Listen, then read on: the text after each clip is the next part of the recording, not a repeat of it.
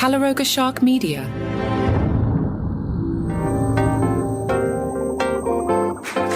Hey, I'm Johnny Mac with your daily comedy news, a daily briefing on stand-up comedy, comedians, and the comedy industry, a sentence the algorithm loves. And boy, am I distracted. As I was putting the show together, one of the last websites I visited was Variety, and Variety told me, U2 just dropped an EP, and I'm a huge U2 fan, but I have to record shows because the federal government would like me to serve on jury duty next week, so I got to work ahead a little bit. I can't be listening to 6 U2 songs, but I'm so excited about that. All right, let's do comedy here.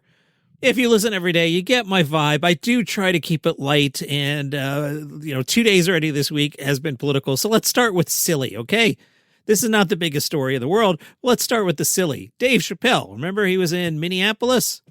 Well, he stopped by Matt's Bar and Grill. He took some selfies with some folks. But here's the controversy. It is unclear if Dave Chappelle had a Jucy Lucy for lunch or if Dave Chappelle is aware of the controversy behind the origins of the Jucy Lucy, which, as you know, is a famous burger stuffed with cheese.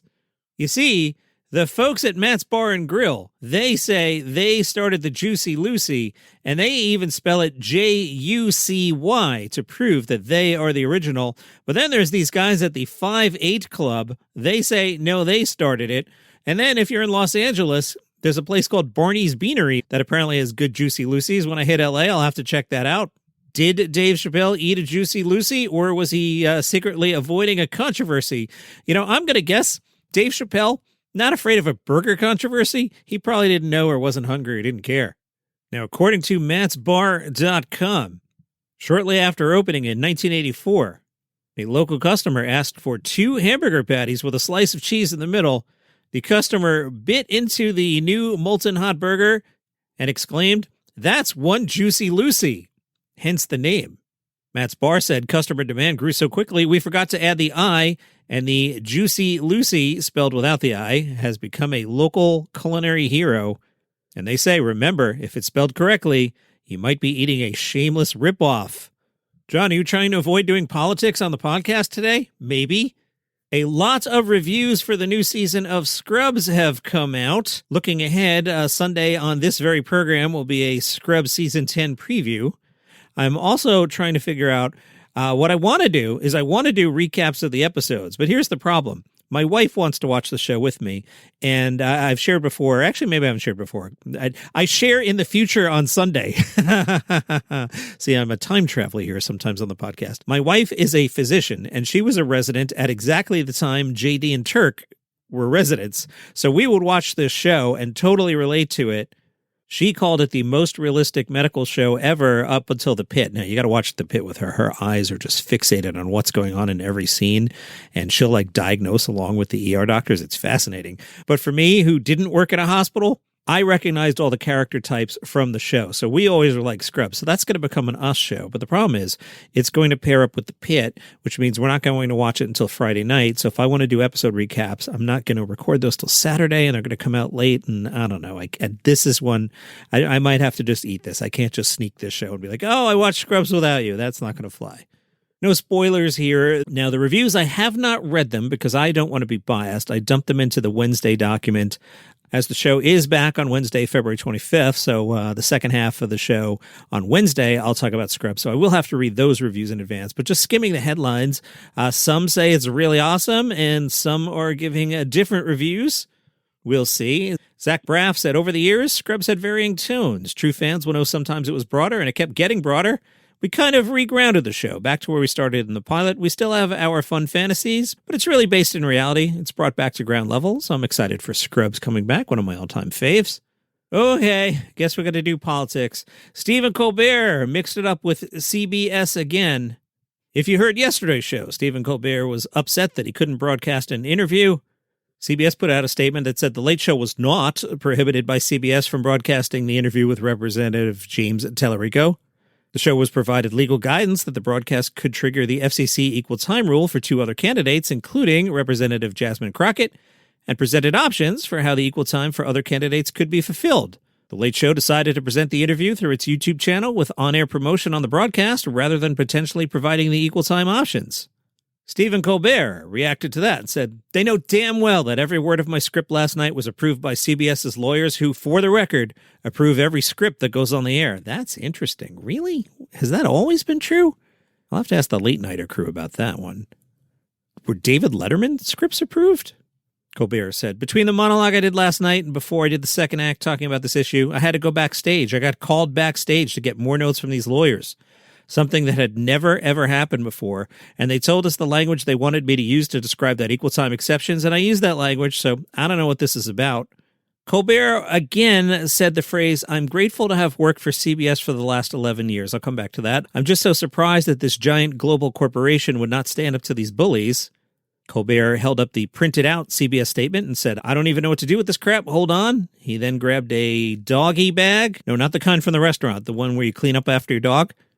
And he stuffed the paper inside it. That got a lot of applause. Now, Colbert keeps using this phrase, or a phrase a lot like it, "I'm grateful to have worked for CBS for the last 11 years. He keeps thanking them, and he keeps saying that. And I feel like maybe, perhaps, possibly, "John, you're crazy. Yeah, you're right, I am. I'm just making things up. This can't possibly be true. Maybe, perhaps, possibly." Some lawyer is telling him to do that so he doesn't goof up his contract. It just, I don't know. He keeps saying, "I'm grateful to have worked for CBS for the last 11 years, or something like that. And I'm noticing it. Maybe he's just grateful to have worked for CBS for the last 11 years. Who knows? Now, Stephen, I'll remind you, CBS is Paramount. Paramount makes the horrible new Star Trek that you're part of.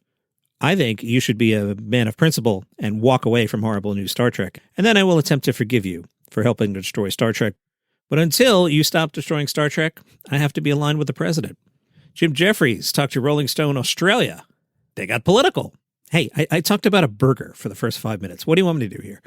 Jim Jefferies said, "I believe that 80% of the population are moderates who have left and right-wing views. Everybody's got, whatever the topic is, you have a left-wing view and a right-wing view, and I have the left and right-wing views, and then 10% of the population is extreme left and 10% is extreme right."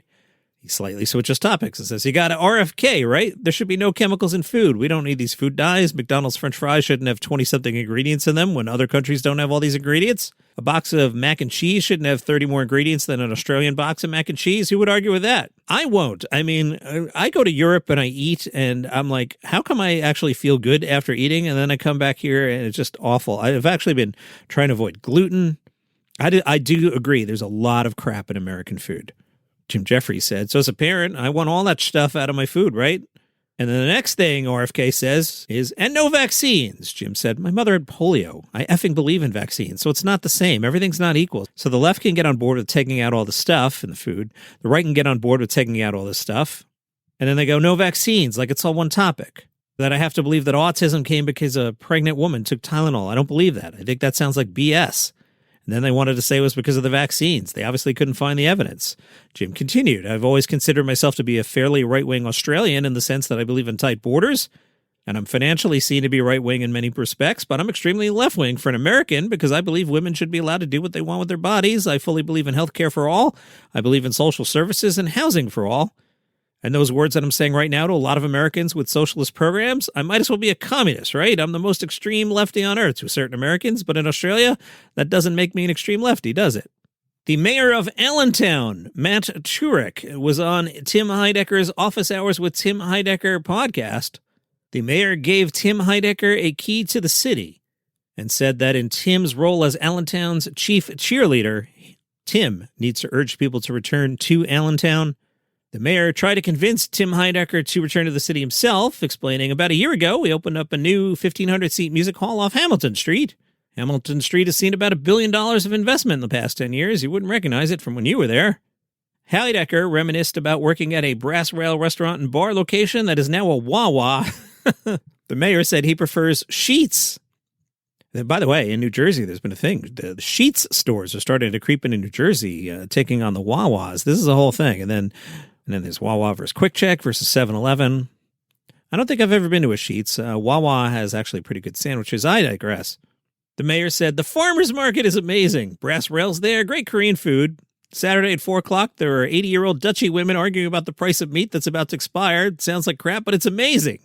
Congratulations to the National Comedy Center, named the #1 best pop culture museum in the country by USA Today. That's right.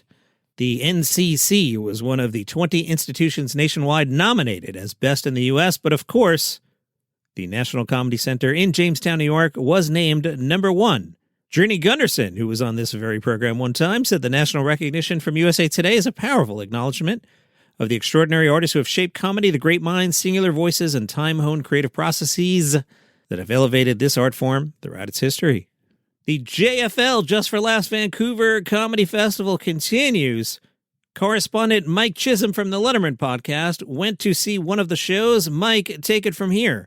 Red Richardson just killed it at the Just for Laughs Comedy Festival. I'm at the review stage on Granville Island. Very cool room, about 100 people. And Red got up there. If you haven't seen Red Richardson, British, schlubby, got this kind of a very, very cool persona character that he plays. And he can go anywhere from, he's a brilliant dullard. That's how I would classify Red Richardson. He's a brilliant dullard. Landed every joke that he tried to tell. He landed them all, no matter what. And it's funny, he has the ability to make, like he did a 9/11 joke, and it was so funny, and that's the key. He can, whether it's cancel culture or 9/11, he can set up a premise where you think it's going to get serious, and he can make it completely innocent almost. Very silly. And did some very clever things, poking fun at crowd work. And I don't want to ruin any of the bits, but I would highly recommend going to see him. On stage, he said that he had mostly new material. So yeah, he polled the crowd to see if anybody had seen his last outing, and some had. And he said, well, this is almost all new material. And I think a lot of it could be used for a special. It really was a fun show. I enjoyed it a lot. Thank you, Mike Chisholm. All right, at JFL Vancouver tonight, Drew Lynch, he was on this very program on Sunday. He's at the Vogue Theater at 7 o'clock. Dylan Adler does a show at 7. Dylan's really good. Mike Rita has a show at 7. Jesse Jetski Johnson is at the review stage at 9. Vladimir Kamano. Now, here's a guy that I saw at New Faces, like I think the very first New Faces I went to. So we're talking, I don't know, 15, 20 years ago. And I thought he was going to pop. He was fantastic that night, and it never really came together for Vladimir Kamano.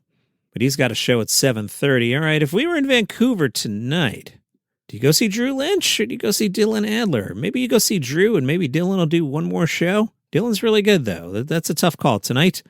They're both early shows. And then I guess for a late show, let's see who Jesse Jetski Johnson is. I'm unfamiliar with Jesse Jetski Johnson. We're told Jesse Jetski Johnson is a musical school dropout and trumpet player turned stand-up comedian from Phoenix. She's a cast member on the Kill Tony podcast. She is. And the Bad Friends podcast with Santino and Bobby Lee. Okay. I haven't listened to Kill Tony in a bit. Maybe. All right. Move on, John. Okay, I'll move on. On Gossip Corner, Radar Online. That's a bit of a gossipy website. They have the headline, Cougar Kathy Griffin's Toy Boy Hunt. How man-eating comic has already moved on from 23-year-old hunk. That's right. Kathy Griffin had been dating a 23-year-old man she described as an accidental romance. An insider tells Radar Online, Kathy feels like she's in her 30s. She wants to have fun and live fully and isn't done finding someone who makes her heart race. Now, at the end of 2025, with check your calendar is not that long ago, Kathy told People magazine, my divorce took me out. I'm not going to lie. Some people are like, I was glad I got rid of them and I've never felt better. I was down for the count. It was harder than cancer. Kathy Griffin is 65 years old. Don't act like you didn't want me to throw that piece of information out there. And from the Korean June Gang Daily, say it with me, your home for comedy news, comedian Ro Hong Cho is under fire. Apparently, Ro Hong Cho posted some photos with some lions while visiting an animal park in Tanzania. So as the story goes, Ro posted on Insta in January after visiting Serval Wildlife, a safari park in Tanzania. He captioned it, trying to touch the tip of a sleeping lion's fur. I've seen the photo, and he's kind of laying down kind of near a lion. He also posted a video of himself walking alongside an awake lion. Some animal welfare activist questions whether the lion appeared to be sedated, raising suspicions that the experience involved tranquilizing the animal to make it docile for close contact encounters. An African travel agency specializing in tours to the region also criticized Ro's photos, writing, Does this lion look normal? No matter how you try to package it as a fairy tale moment with a sleeping lion, this animal appears drugged. Ro addressed the issue on Instagram on Sunday, writing, Ethical wildlife encounters. I visited after reviewing keywords such as Tanzanian government oversight, health treatment, recovery and release into natural habitats, but I'm hearing other perspectives as well. He adds, if the concerns are valid, I will of course take part, implying he would take responsibility if necessary. The post also included pictures of him feeding a giraffe. That is your comedy news for today. I have to go listen to it. You too, EP. See you tomorrow.